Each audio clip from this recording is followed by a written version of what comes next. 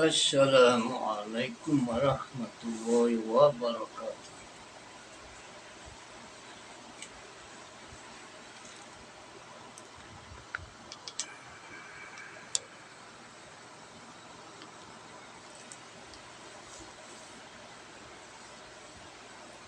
A'udzu billahi minasyaitonir rajim.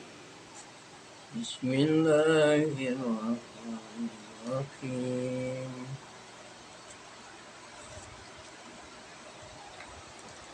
Alhamdulillahi rabbil alamin. حمدا يوافي نعمه ويكافئ مجيده على كل حال ونعمة ونحث خصوصا على نعمة الإيمان والإسلام يوم القيامة وأشهد أن لا إله إلا الله وحده لا شريك له وأشهد أن محمدا عبده ورسوله المبعوث لا نبي ولا رسول بعده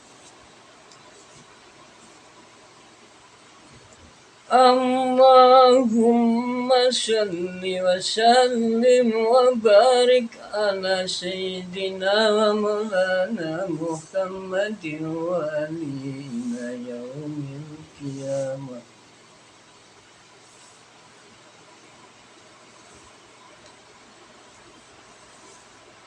Amma ba'd, para pemirsa yang budiman.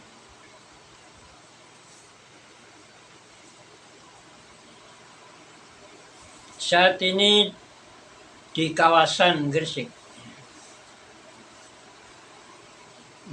Jawa Timur, bukan Gresik, Sumatera Selatan. Di Desa Kedumpring, bukan Kedumpring Lamongan, tapi Kedumpring, Kecamatan Balongpanggang, Kabupaten Gresik. Saya di dalam ruangan belajar atau hujratul ta'allum atau study room ingin melanjutkan berbagi tentang asas-asas ilmu tasawuf yang kemarin memorinya tidak cukup, terputus sampai beberapa poin saja, belum sampai 10 poin. Mudah-mudahan saat ini hari Sabtu tanggal 25 Maret tahun 2023 pukul 06:08 sekitar 8 menit. Saya akan melanjutkan. Tanpa bertele-tele langsung saja kita akan menuju ke pokok bakasan.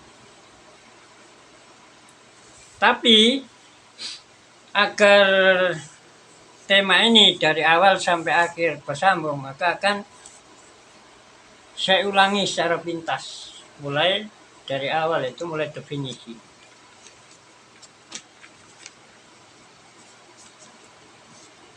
A'udzubillahi minasyaitonirrajim. Bismillahirrahmanirrahim. Fanaqulu, maka kita berucap. Kita di sini ya bisa diartikan saya, karena sang autor, editor, pengarang, mu'alif melibatkan kita sekalian, pembaca kitab beliau, maka memakai domir bentuk jamak kita, we, dalam bahasa Inggris.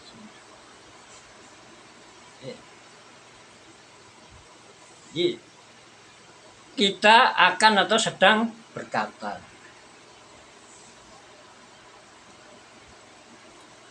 We are saying. Kita akan berkata, mengatakan apa? Amma hadu. Dan seterusnya. Amma hadu, adapun definisi ilmu tasawuf adalah bahwa. Maka definisi ilmu tasawuf adalah sebuah ilmu pengetahuan yu'rafu yang akan bisa diketahui dengan perantaraan memakai ilmu tasawuf tadi, ilmu tersebut apa ahwalun nafsi wasifatuha adzamimatul hamidah. Sifat-sifat atau keadaan-keadaan hati, baik sifat yang tidak baik atau sifat yang baik. Ya, sambil Facebookan saya ini menanggapi teman-teman di pesan singkat ya, tak apa-apa. Waalaikumsalam.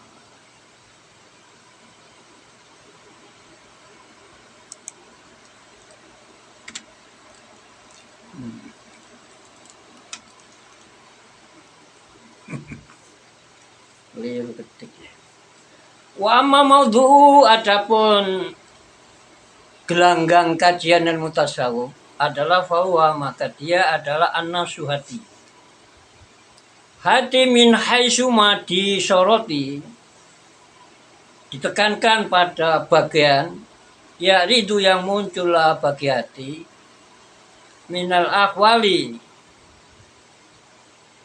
maya ridu yang muncul apa malah bagi hati minal akwali yang berupa keadaan-keadaan wasifati ya sifat-sifat hati. Jadi yang menjadi medan kajian pembicaraan ilmu tasawuf adalah sifat-sifat hati yang bersifat aksidensi, sifat yang bukan pembawaan sejak lahir.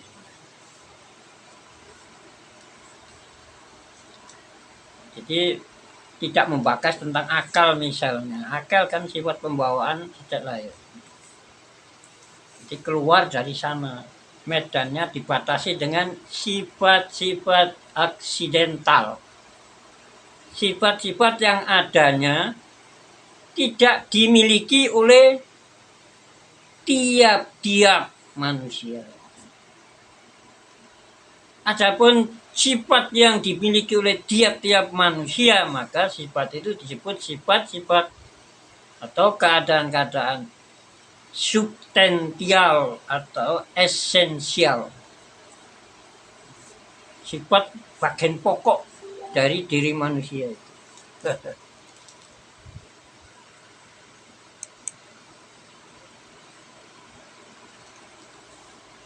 Ya, sambil nge-like teman-teman yang menghubungi saya. Ini sambil rekaman. Ya mudah-mudahan ini selesai, Bang. Kemarin terputus ya. Ini kalau setengah jam aja tak putus. Wa amma samaratu, adapun tujuan. Samaro artinya aslinya buah. Samaro buah. Nah, buah di sini adalah kata kiasan. Maksudnya adalah apa yang diceritakan oleh mutasawuf itu. Jadi tujuan ilmu atau tujuan ya. Faya atawasulu bi ila taqdatil qalbi anil aghyar. Itu pembersihan ya, tercapainya pembersihan hati dari berbagai hal yang berubah-ubah. Nah, itu kata kiasan juga yang dimaksudkan yaitu kepentingan-kepentingan sesaat, kepentingan-kepentingan yang hanya di dunia fana ini. Hati harus dijaga untuk tidak terlalu lengket. Menyintai boleh dunia ini karena bisa diperalat sebagai alat atau media ibadah. Semua yang di dunia ya, harta, tahta, wanita, semuanya bisa mendukung ya, kebaikan ibadah manusia itu kepada Tuhan. Jadi asal proporsional semuanya. Wa tahliyatu bi musyahadatil malikil ghaffar.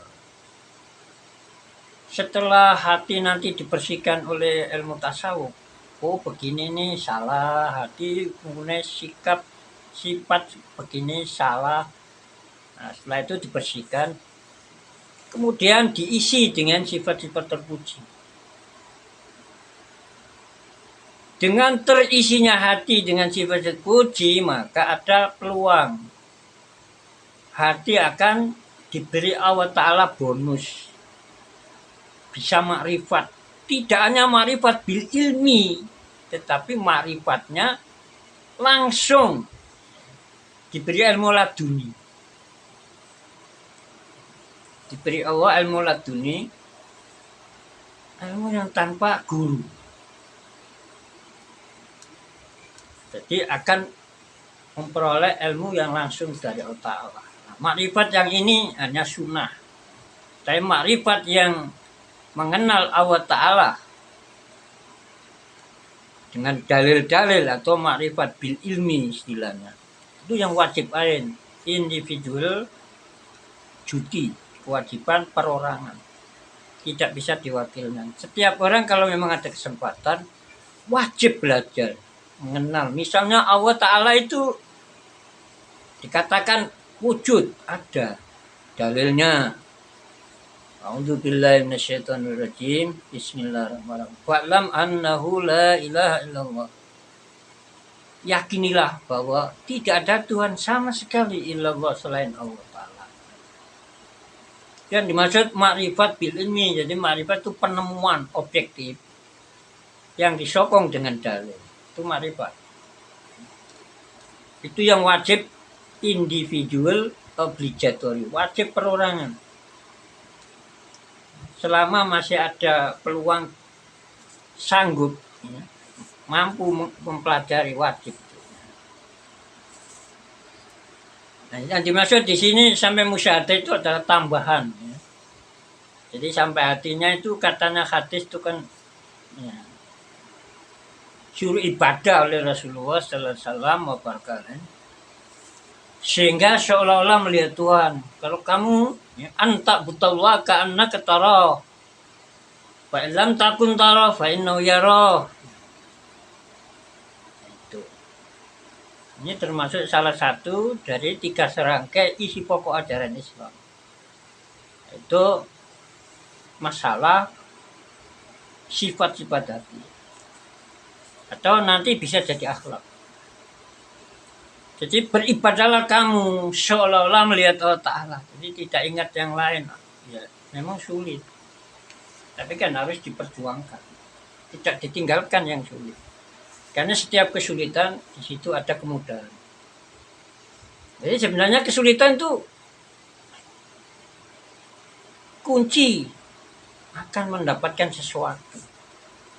Maka tidak boleh dihindari, tapi malah didekati kesulitan. Jadi setiap problem itu ada.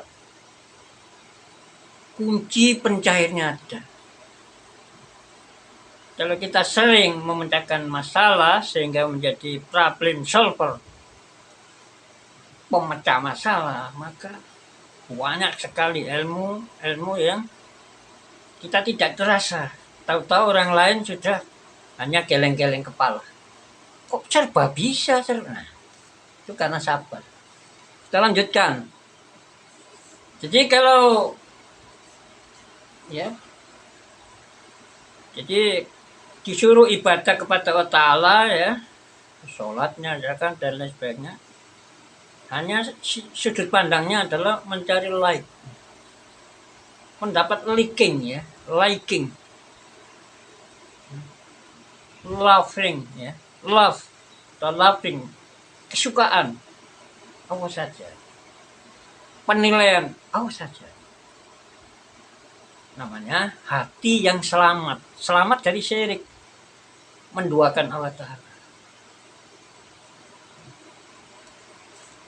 Qalbin salim, hanya itu orang yang akan diterima ibadahnya Allah Ta'ala. Jadi ilham a'udzubillahi minasyaitonir. Bismillahirrahmanirrahim. Illa man atallaha biqalbin salim. Sadaqal karim. Kecuali orang yang besok menghadap kepada Allah Ta'ala dalam keadaan hatinya selamat, ya. Tidak terkontaminir, tidak terkotori, tidak terkontaminasi terhadap syirik, ya.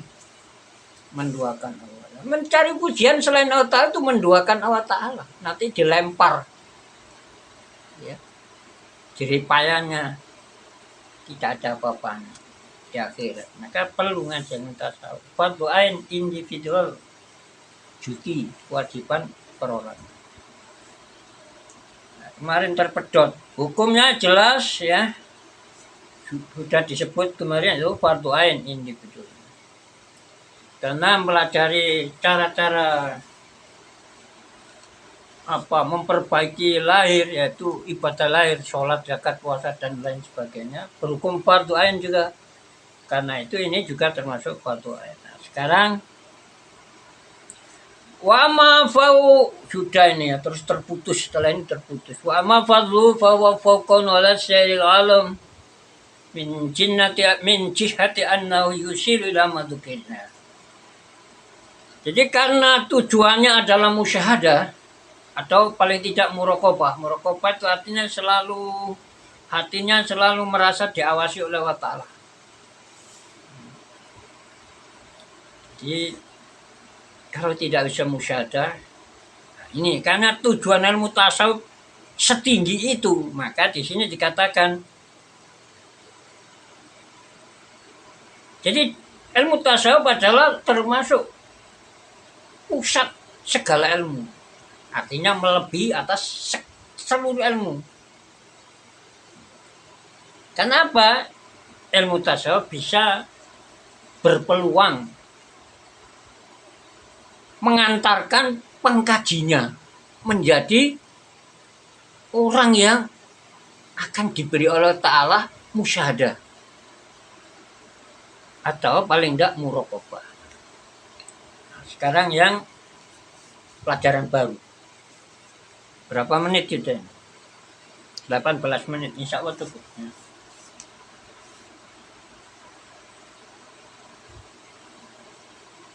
Wa amma nisbatuhu lil ulumi fayya annau aslu kulli ilmin, ya. Wa ma siwa far'un wa nisbatu al batin kanisbatil fitki ila dhahir.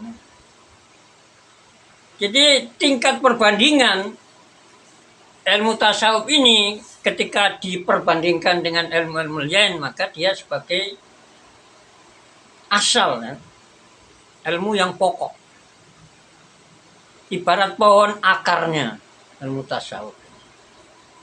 Paling enggak, ya, pohonnya, tapi ya akar itu yang lebih tepat. Kalau nggak ada akarnya, tumbang. Jadi ibadah akan tumbang, akidah akan tumbang.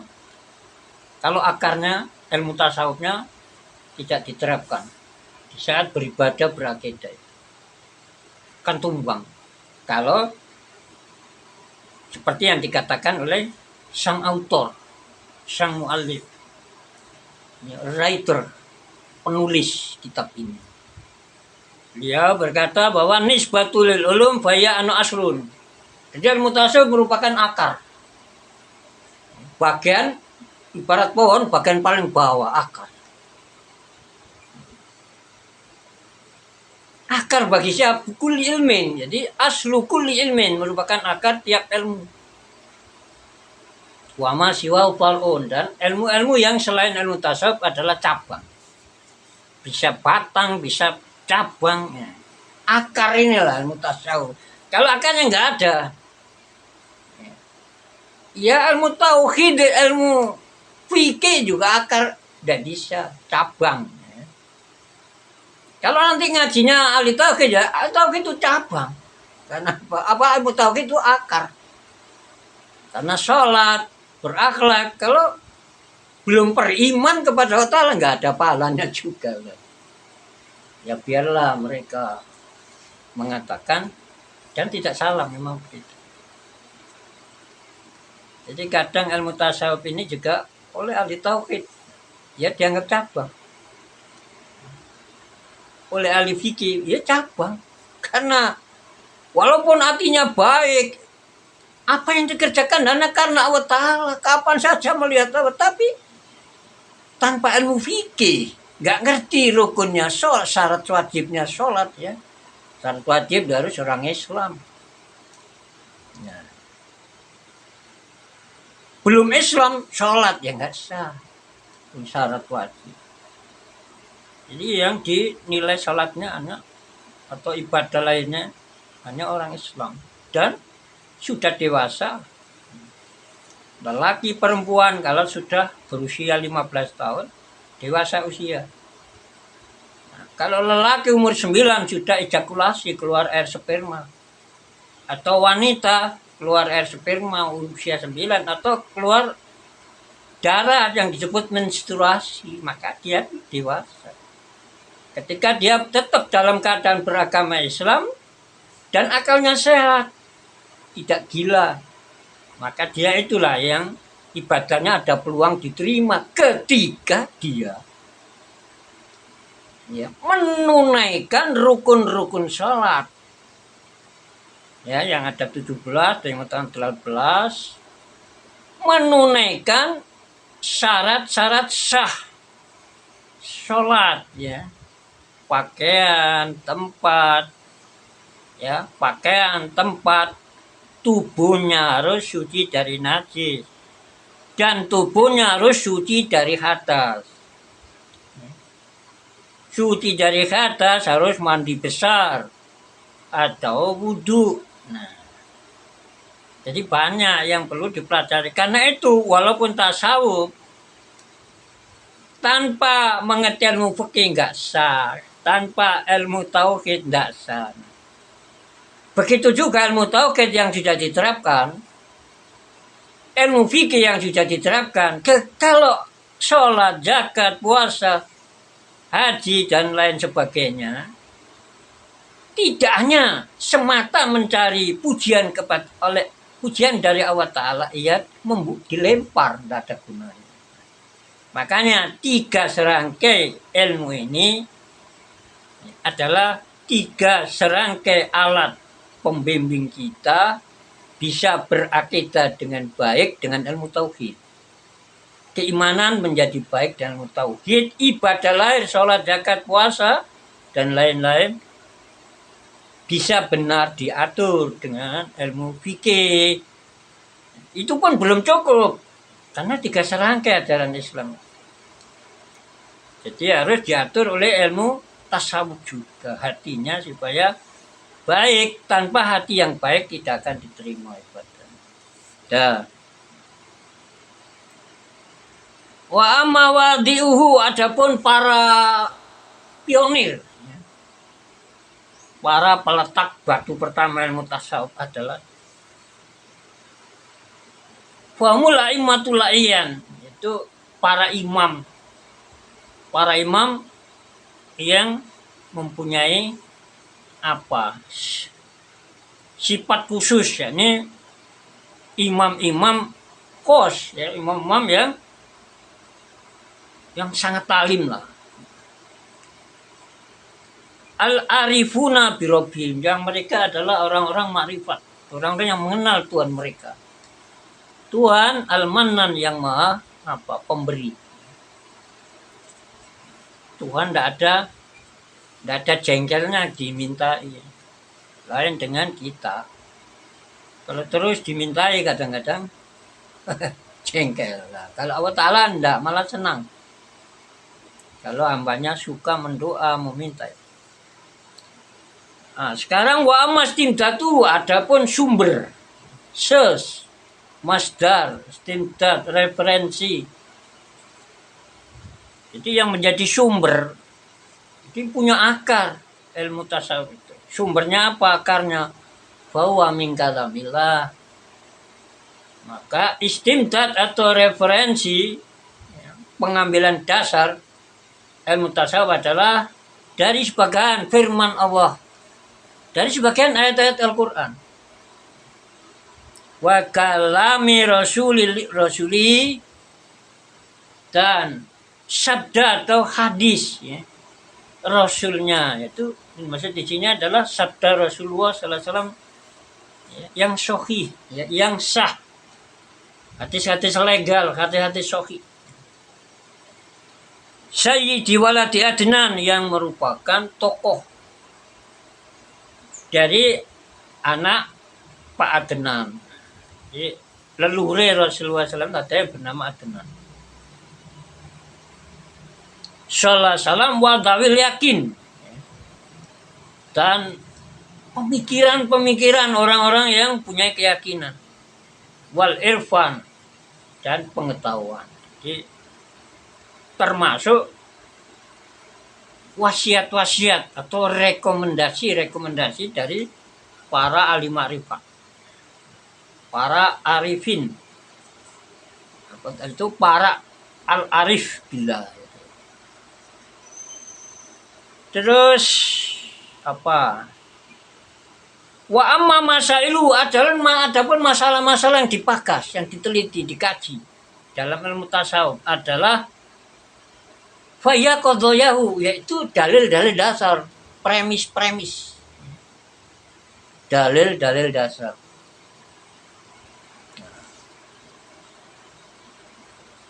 Idza alimta, apabila Anda sudah mengetahui dalika terhadap hal tersebut, fayuqalu. Nah, ini Rasulullah dianggap syari' ini. Fayuqalu, maka dikatakan inna syari'a sallallahu alaihi wasallam amara bil batati bil basmalati fi kulli amrin dibalin. Maka dikatakan sesungguhnya penetap syariat, ini adalah kata majas. Penetap syariat itu adalah pembuat undang-undang agama. Ini adalah Tuhan. Nah, di sini Rasulullah disebut oleh pengarang kitab ini sebagai syari', pembikin undang-undang. Ini adalah kata majas. Karena Rasulullah hanyalah messenger of Allah, Allah's messenger, pesuruh Allah, Rasul Allah, Nabiullah, prophet of Allah.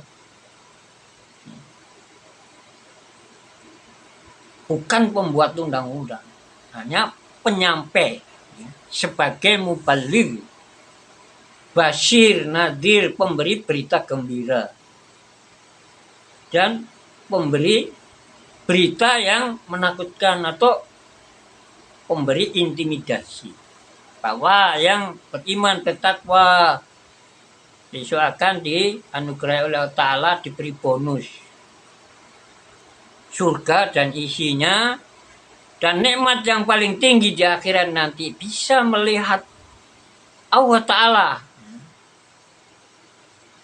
langsung di surga itu. Tapi Allah Ta'ala tidak di akhirat, tidak di surga, tidak di luar surga, ya, kan Allah Ta'ala tidak bertempat, tidak butuh dengan makhluk, qiyamu binafsi, mandiri, tidak di surga, tidak di luar. Hanya syaratnya orang yang akan bisa melihat Allah Ta'ala dengan mata kepala, seperti di saat bulan purnama, ya, tidak menyakitkan mata, sejuk, tanpa bisa membayangkan kayak apa, di mana, nah itu, tapi bisa melihat. Nah, ini hadisnya sahih juga. Nah, itu termasuk akidah, kepercayaan. Jadi syari' atau Rasulullah sallallahu alaihi wasallam wa baraka ala ali amaro bil badati bil bidati, dengan mulai bil basmalati. Ini akan membakas bismillah. Jadi bakasan kita saat ini sudah selesai. Ini sudah menginjak bakasan mendatang. Seperti dikatakan di depan di video pertama, yaitu ketika kita nanti sudah menyelesaikan pembakasan dengan asas-asas ilmu tasawuf, yaitu 10. Pertama definisi, kedua gelanggang pembakasan, ketiga tujuan, keempat hukum, kelima keistimewaan, keenam tingkat perbandingan, ketujuh pengambilan sumber, ke-8 masalah-masalah yang dikaji. Hanya 8 nih yang disebutkan. nama yang belum. Ya. Jadi nama ilmu tasawuf, nah, ini belum. Ya, tadi, mungkin ada yang saya ulangi ya. Ini pas 10 ini ya. Pertama adalah had atau takdid atau qaulun syarih atau definition atau batasan arti. Yang kedua, gelanggang kajian atau ya medan kajian, medan pembicaraan. Nomor 3, tujuan ilmu tasawuf. Nomor 4, hukum ilmu tasawuf yaitu fardu ain, individual duty. Yang kelima yaitu keutamaan, fadluhu, melebihan mulia lain. Karena bisa mengantar pengkajinya bisa sanggup musyahadah atau muraqabah. 5 ya.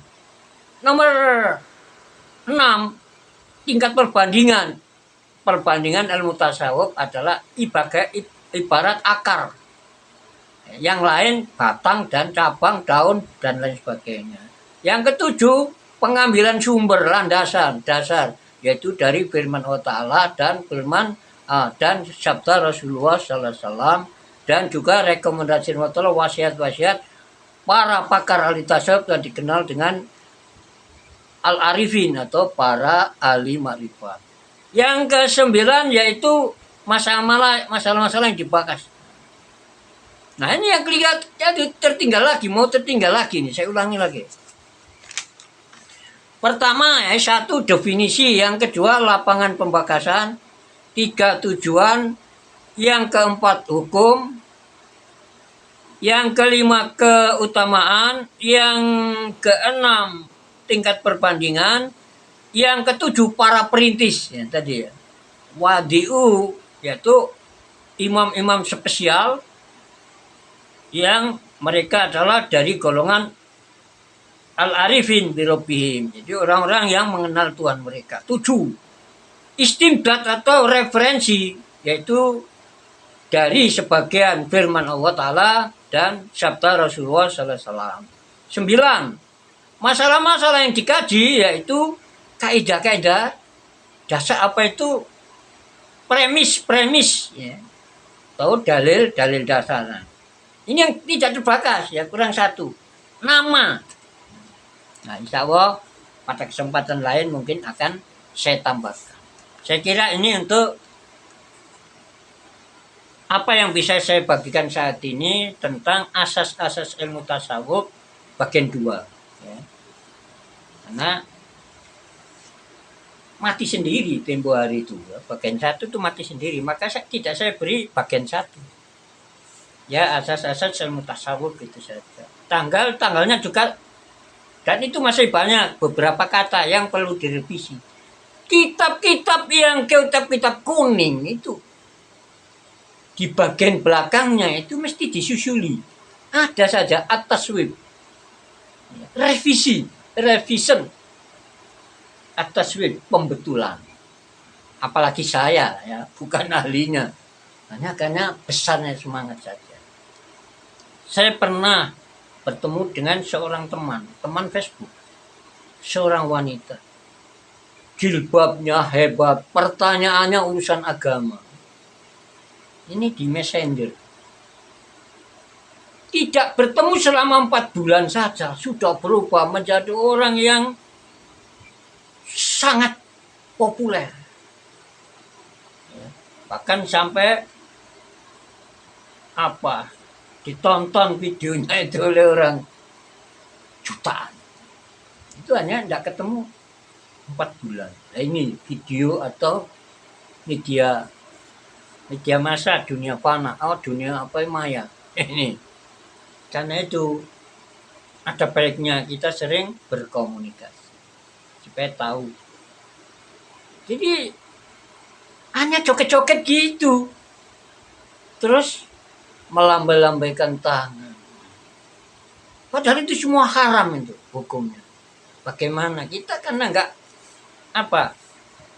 segetol setan dalam berdakwah. Jadi kita harus kapan saja, di mana saja. Dakwah dimulai dari diri sendiri dan yang lain. Nah itu loh, saya katakan bahwa media massa maya sangat berpeluang untuk kita pakai menyebarkan kebaikan ke berbagai pelosok dunia. Tetapi media maya juga sangat berpeluang untuk merusak. Orang sekarang selalu mencari popularitas. Itu haram hukumnya.